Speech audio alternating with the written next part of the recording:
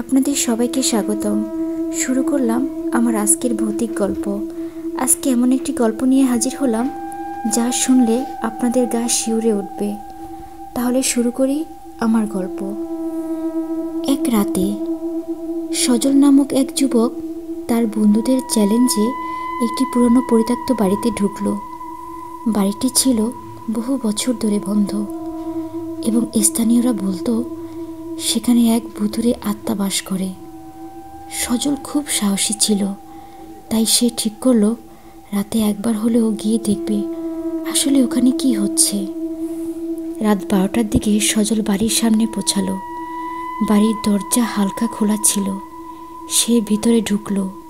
ভিতরে ঢুকতেই এক অদ্ভুত নিস্তব্ধতা তাকে গ্রাস করে ফেলল। কেমন যেন একটা চাপা ভীতির অনুভূতি হচ্ছিল তার। সে এক ঘর থেকে আরেক ঘরে চলছিল।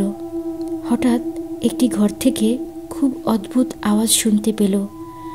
দরজা খুলতেই সজল দেখল এক অন্ধকার কোণে একটি বিশাল আয়না রয়েছে। আয়নাটির সামনে এক মহিলা দাঁড়িয়ে ছিল। তার চোখ দুটো সাদা, মুখে এক ভয়ঙ্কর হাসি ছিল।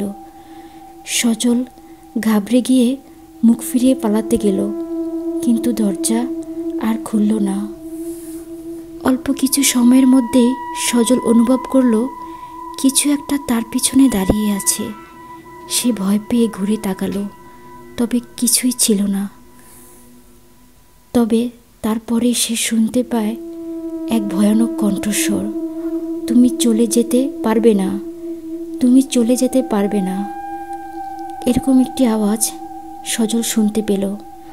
সজল দৌড়ে বের হতে চাইল, কিন্তু হঠাৎ কানে আসলো সেই মহিলার হাসি, যা রাতের বাতাসে ভেসে আসছিল। সে কোনোভাবেই বাড়ির বাইরে বের হতে পারল না। পরের দিন সকালে আলোতে স্থানীয়রা জানালো যে সজল বাড়ি ফিরে আসেনি। আজও সেই বাড়ির কাছে যায়, তারা সেই মহিলার হাসি শুনতে পায়। কেউ জানে না সজল কোথায় গেছে, কিন্তু শোনা যায় তার আত্মা এখন সেই বাড়ির অন্ধকারের কোণে ঘুরে বেড়ায়। সেখানে যে আয়না ছিল